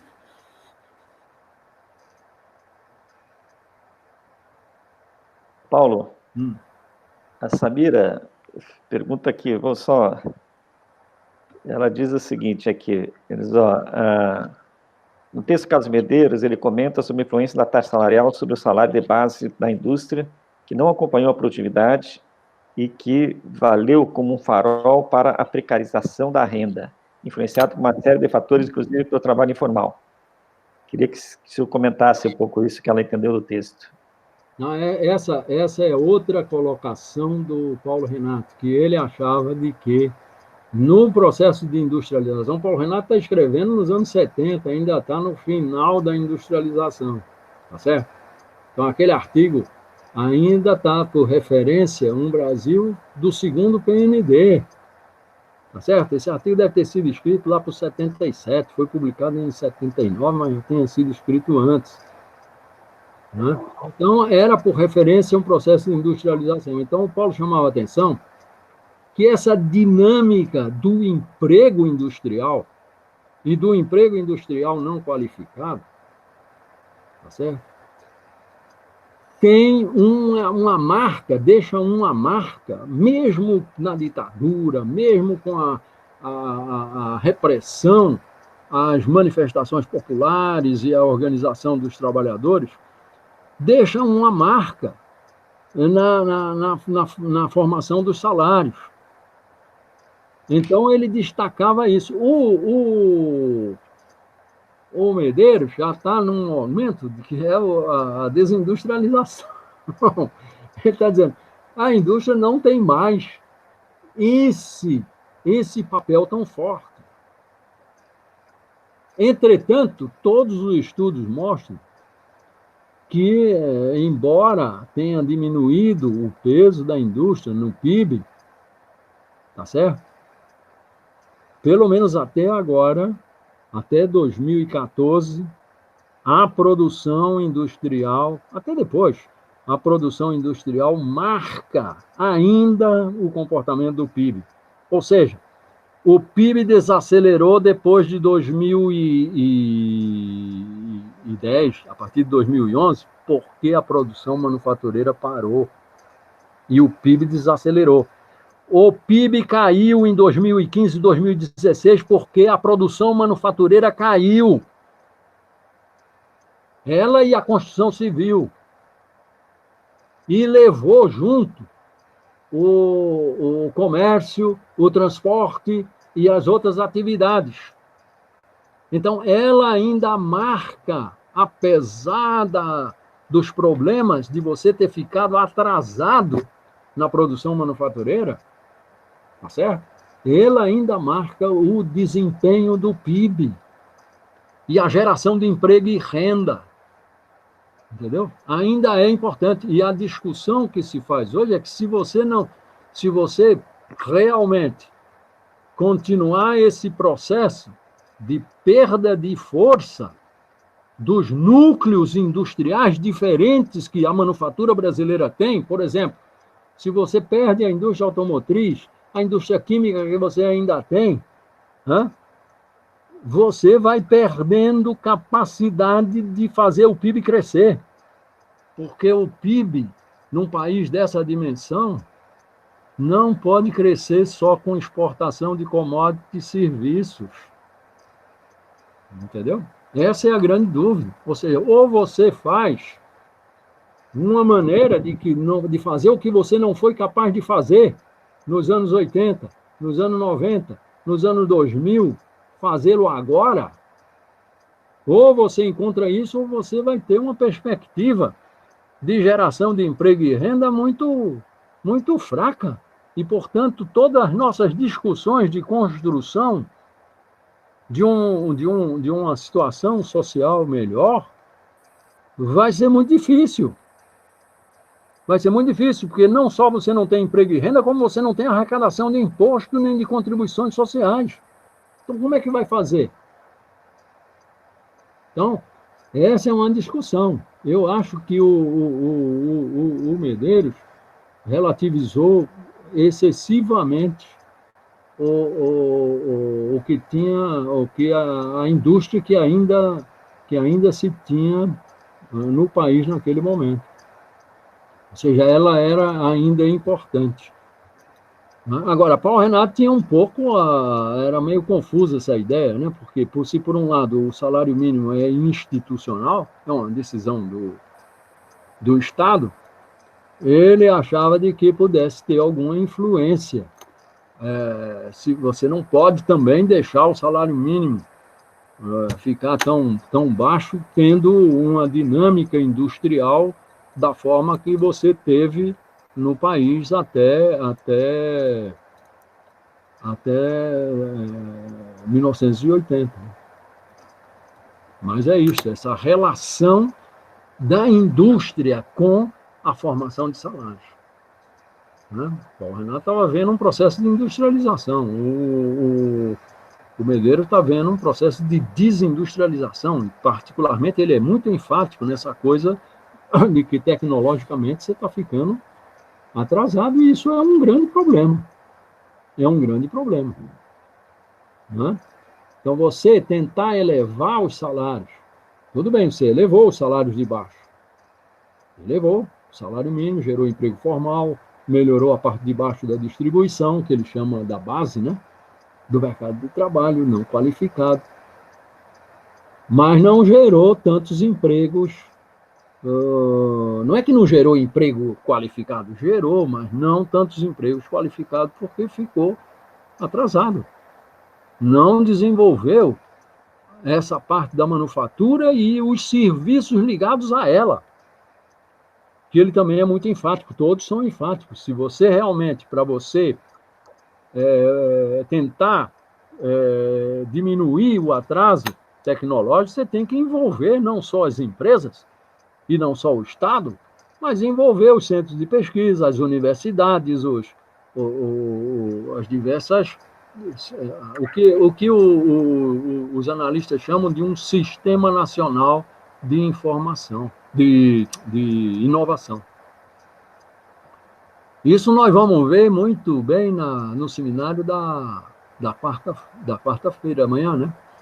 Que é sobre justamente um dos eixos possíveis de desenvolvimento técnico, que é toda a área de saúde, quer dizer, os remédios materiais, os equipamentos usados na área de saúde, envolve avanço tecnológico muito importante. Outros grupos, possibilidades de desenvolvimento, eixos de desenvolvimento técnico, o ligado ao agronegócio. Os fertilizantes, os equipamentos, a eletrônica ligada a esses equipamentos, toda uma série de atividades que você pode, na medida que você tem demanda pelo produto final, a demanda de saúde, por um lado, e a demanda do agronegócio, por outro, você poderia aumentar as atividades que você gera no entorno disso. É importante imaginar e procurar quais são esses eixos. Né? Saneamento pode ser outro. Transporte coletivo pode ser outro.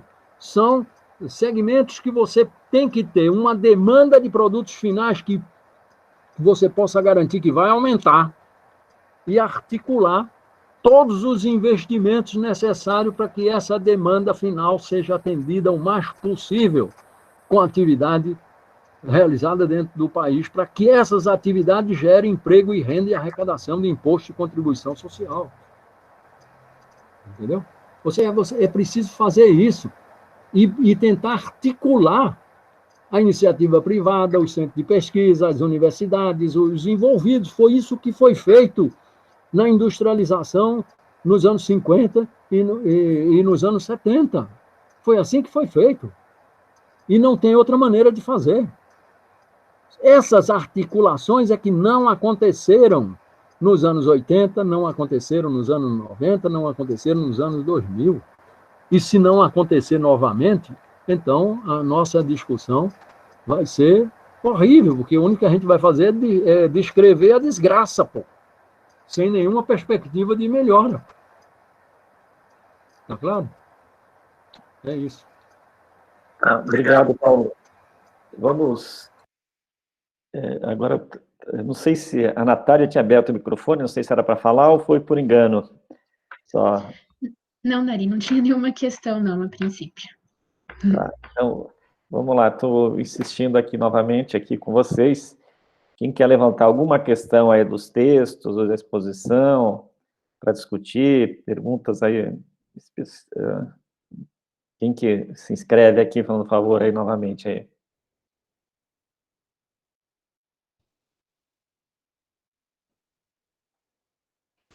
Professor, o Natan deixou uma pergunta aqui no chat, não sei se... Desculpa aqui. Natan, quer falar ou quer que leia a pergunta, Natan? Não, eu falo por aqui. Tá me ouvindo? Estou super bem. Beleza. Eu queria perguntar mais para o final da exposição, em que estava se abordando o governo Lula e Dilma, né? Porque ocorreu a elevação dos salários, né? Tanto dos salários médios como do mínimo, principalmente na camada mais baixa da população, o que uma época compôs a discussão que haveria uma nova classe média, etc. Isso impactou muito fortemente no custo dos serviços urbanos, o que, quando esgotado o ciclo de consumo que se assistiu no governo Lula, impactou na inflação que veio a estourar no governo Dilma, e isso foi alvo de uma grande reação da classe média e do setor empresarial, né, como se viu. A política cambial desses dois governos, do governo Lula e Dilma, principalmente do segundo Lula, seria capaz de amenizar os efeitos dessa elevação dos salários na inflação e, portanto, em toda a estrutura de custos urbanos e também industriais, que levou a um desajuste no sistema de preços, e também, por outro lado, isso poderia significar uma complicação justamente na recolocação do que se chamou essa nova classe média, né? Porque a valorização cambial, de alguma forma, também ajudou o ciclo de consumo observado durante a primeira década dos anos 2000, né? Então, como operar essa política cambial de forma que nem você impacte a inflação quando se esgotasse o ciclo de consumo, e nem você deixasse desprotegido em termos reais os salários, já que você estava tentando aumentar o nível de consumo de importados. Obrigado. Vamos lá, Paulo. Esse foi um problema. Não tenha dúvida de que, na medida em que você ampliou essas atividades de serviços, você o fez formalizando essas atividades. Tá certo? A formalização das atividades foi principalmente nesses segmentos que não concorrem diretamente com a produção de outros países. São serviços. É claro que tem alguns serviços que concorrem, mas esses serviços não. E à medida que você formaliza e aumenta o salário mínimo, obviamente, como esses setores também não primam pelo aumento de produtividade, tá certo? Aumenta os custos e aumentou os preços. Os preços dos serviços foram um dos itens que mais aumentou. Agora, nesse momento em que a moeda, o preço do dólar caiu e os preços de alguns produtos manufaturados, preços internacionais, diminuíram, e você somou a queda desses preços internacionais com a queda do preço do dólar, esses produtos reduziram de preço. Então você tem uma alteração de preço relativo. Os preços dos serviços aumentaram, os preços de alguns manufaturados diminuíram. A inflação caiu. Então veja, aquele aumento dos preços de serviços não impediu a queda da inflação. Tá certo? Agora, essa alteração de preço relativo a favor dos serviços em conta dos manufaturados é parte da valorização da moeda. A moeda se valoriza justamente por isso, porque cai o preço do dólar e a inflação fica ainda maior do que a internacional por conta dos preços desses produtos que não concorrem com a produção de outros países. Os serviços, tá certo? Então, faz parte dessa valorização. Esse movimento de grande geração de emprego formal nas atividades de serviço, aumento do poder de compra desses salários que são relativamente baixos e que aumentaram com o salário mínimo, foi parte desse aumento, nesse momento, a valorização da moeda contribuiu. E, ao mesmo tempo, prejudicou a geração de empregos mais qualificados. Não deixou de aumentar, mas aumentou menos. Também por conta dessa mesma valorização, não só da valorização, por conta da falta de uma política industrial que permitisse desenvolver aquela produção, porque também não é só uma questão de taxa de câmbio.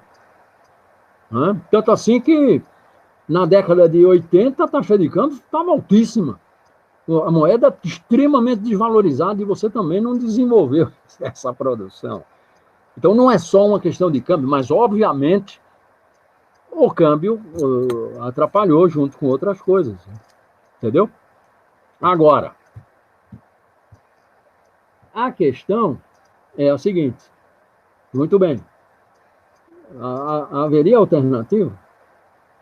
Haveria como evitar essa valorização da moeda e tentar um desenvolvimento mais razoável da estrutura de produção e fazer aquelas articulações que você não se mostrou capaz de fazer? Porque isso é a adaptação que eu falei, é a adaptação passiva. É deixar ela valorizar. Se você não deixasse valorizar a moeda, você teria que entrar em algumas áreas delicadas. Por exemplo, você teria que cobrar imposto sobre a exportação de algumas dessas commodities, como fez, por exemplo, a Argentina. E teve um movimento contra os Kirchner fortíssimo, político, né? É claro que aí você arrecadaria também um pouco mais para tentar fazer as suas coisas sociais, né? Mas você seria uma maneira diferente de você tentar melhorar a condição de vida do pessoal de baixo. Você deu poder de compra com a valorização para os caras comprarem esses produtos que ficaram baratos. E eles compraram. Tá certo? E eles compraram, e elevaram. Agora, o sistema de transporte coletivo continua muito precário, o sistema de saneamento continua muito precário, o sistema de saúde continua muito precário e as áreas de serviços públicos não foram suficientemente desenvolvidas. Tá certo? Ou seja, é parte do que eu chamei de adaptação. É uma adaptação que teve alguma melhora na situação desses caras, não tenho a menor dúvida que houve. Tá certo? Que houve. Mas você tem outra maneira de... É uma questão de grau também. Eu estou, digamos assim, enfatizando, destacando talvez em demasia um aspecto. É claro que alguma coisa foi feita, tá certo? O programa da Petrobras foi realizado. Foi realizado. Agora, teria muito mais efeitos sobre a geração sobre o PIB e sobre a geração de emprego e renda, se tivesse feito mais no sentido de articular essa produção, desenvolvimento dessa produção mais sofisticada que a Petrobras precisava usar e que não fosse tudo importado, porque o déficit manufatureiro que a gente teve nesse período foi enorme. Foi compensado pela exportação de commodities, com o boom e os preços das commodities. Ou seja, nós usufruímos e foi possível melhorar a condição de vida de alguns brasileiros. Nós usufruímos do fato de que cada tonelada de soja é capaz de comprar um número maior de computadores. Essa relação de preço entre as commodities e os produtos de alta tecnologia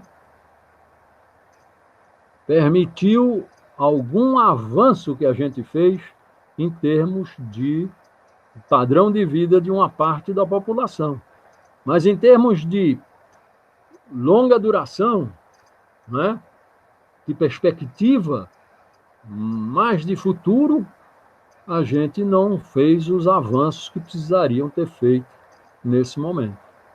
E que provavelmente dificultaria, não seria tão rápido, esse aumento de consumo desse segmento da sociedade, entendeu? Provavelmente não seria, porque os preços não seriam tão acessíveis para eles, desses produtos mais sofisticados. Tem outro aspecto também, tá claro? Ou seja, a valorização da moeda tem implicações as mais variadas, contraditórias, entendeu? Umas benéficas, outras não tanto, e algumas ruins. Entendeu? É um pouco isso que eu queria colocar. Só uma coisinha bem pequena, Baltar. Aqui é que ao você melhorar um pouco a condição de acesso a bens dessas camadas mais pobres da sociedade, você também foi provocando uma certa elevação, principalmente com a política de valorização do salário mínimo, que foi um componente de ampliação, né, da inserção de mais pessoas nesse mercado de consumo. Você foi gerando uma elevação das atividades que são muito vinculadas ao salário mínimo. E aí, proporcionalmente, e aí se discute muito uma inflação, que eu vou chamar de serviços. Isso. É salário mínimo. E aí isso também, 2013, e depois todas as manifestações em torno das camisas verde e amarelo, aí, né, mostram claramente que uma parte da classe média também não aceitava, porque você fazer qualquer política de diminuição da desigualdade de rendimento, de trabalho, significa você valorizar quem ganha menos. Diminuir essa diferença entre quem ganha mais e quem ganha menos. E uma parte, inclusive, da classe média não aceitou essa política, né, de diminuir essas desigualdades de rendimento, porque os seus serviços, concretamente, ficavam mais caros. Né? A cabeleira fica mais cara, o restaurante fica um pouco mais caro. Também tem, ou seja, você tem um conflito distributivo que também foi se acentuando e ajuda a entender os desdobramentos depois dessa crise que você fala que é mais estrutural, por isso que é um ponto menor, é um conflito distributivo que foi realinhando também as forças sociais e especialmente a classe média dentro da sociedade brasileira, tá? Então esse é um outro componentezinho bem pequeno só, mas só queria destacar.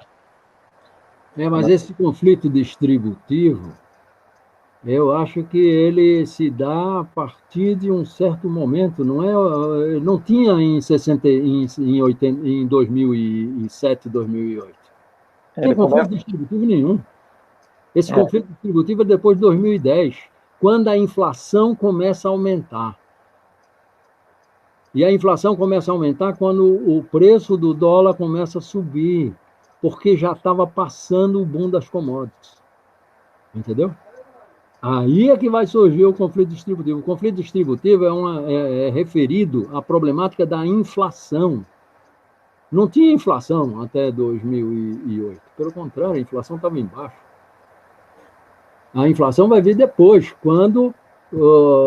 porque o problema não é só o preço dos serviços, a subida dos preços, relativa dos preços dos serviços, ocorreu no pós-guerra também. Mas foi absorvido pelos aumentos de produtividade. Tá certo? O aumento da produtividade na manufatura permitiu você... Por isso é que alguns autores destacam o papel da manufatura, e por isso que eu ressaltei, a manufatura no Brasil não ajudou a aumentar o valor agregado por empregado da maneira que deveria, porque não produziu os insumos tecnologicamente avançados. E, portanto, sacrificou o valor agregado mais do que o emprego. E não aumentou o valor agregado nem na manufatura, nem nos outros setores. Não ajudou a aumentar o valor agregado da economia. E quando você tem um aumento de poder de compra dos salários, com pouco aumento do valor agregado por empregado, não só aumenta o poder de compra do salário, mas aumenta a parcela salarial. A parcela salarial. E se essa parcela salarial aumenta, principalmente com os aumentos dos salários de baixo e com pouco emprego na parte de cima, aí vem um conflito distributivo, entendeu? Então, esse conflito distributivo é no final do processo.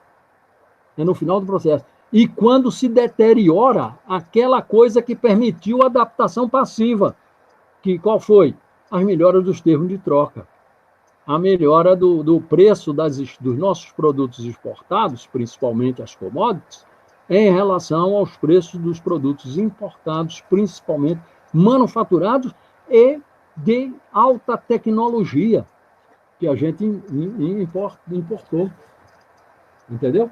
Então, aí eu acho que essa coisa do conflito distributivo já é no final.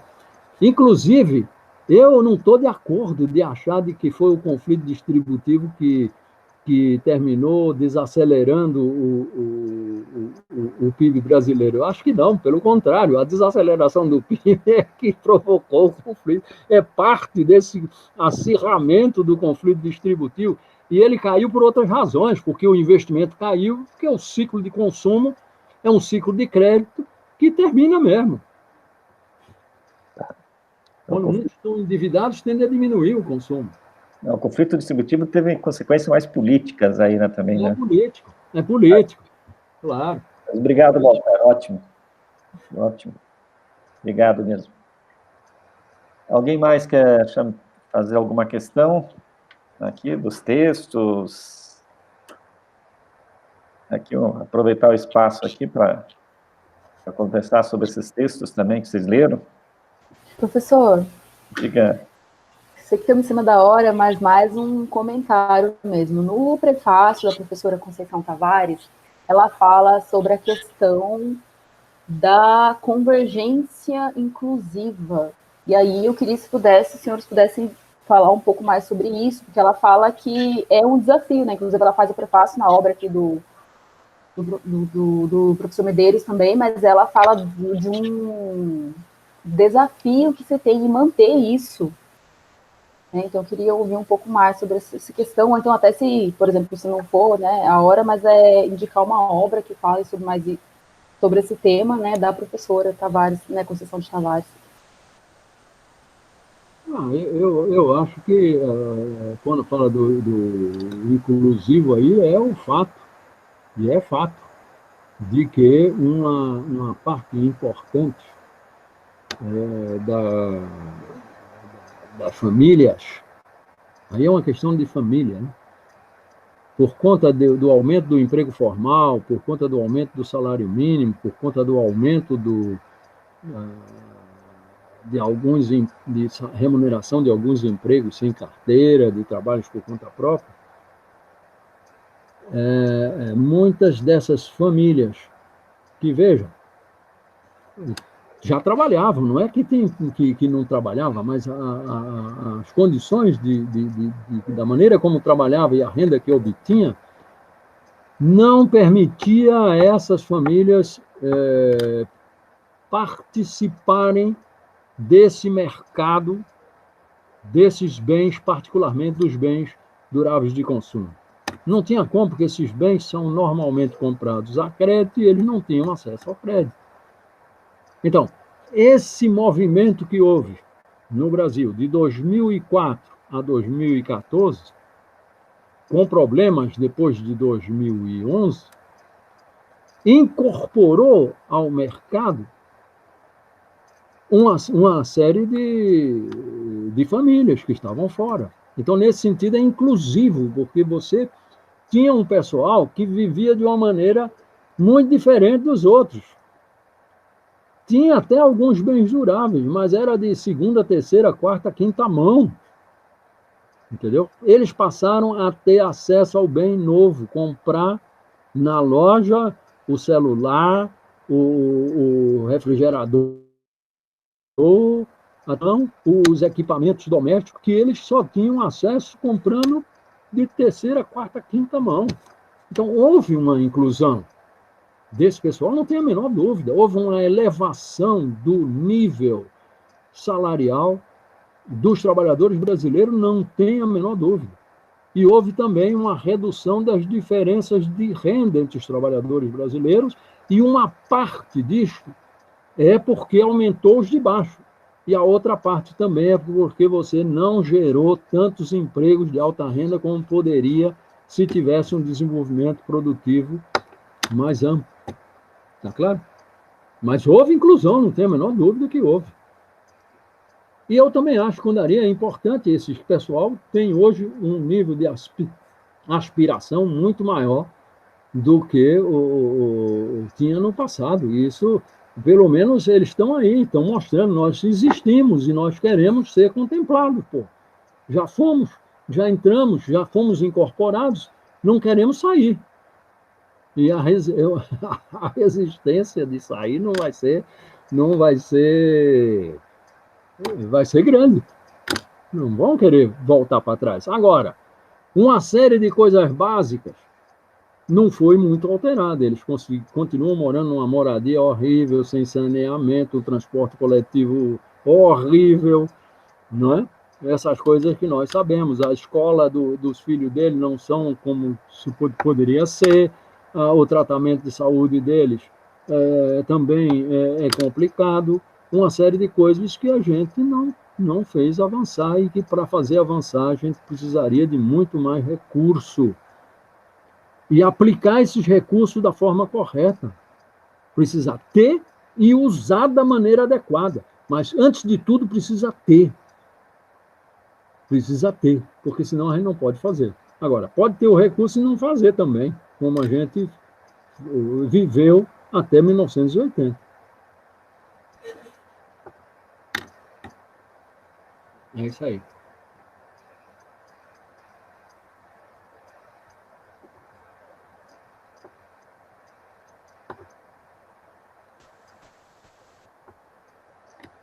Desculpa, estava com o microfone desligado. Mais alguém quer levantar uma questão? Estava agradecendo o Paulo. Agora, esses assuntos a gente vai tratar em detalhe nas diferentes sessões daqui para frente, né, Lório? Claro, vamos continuar aprofundando esses temas todos. Então, nós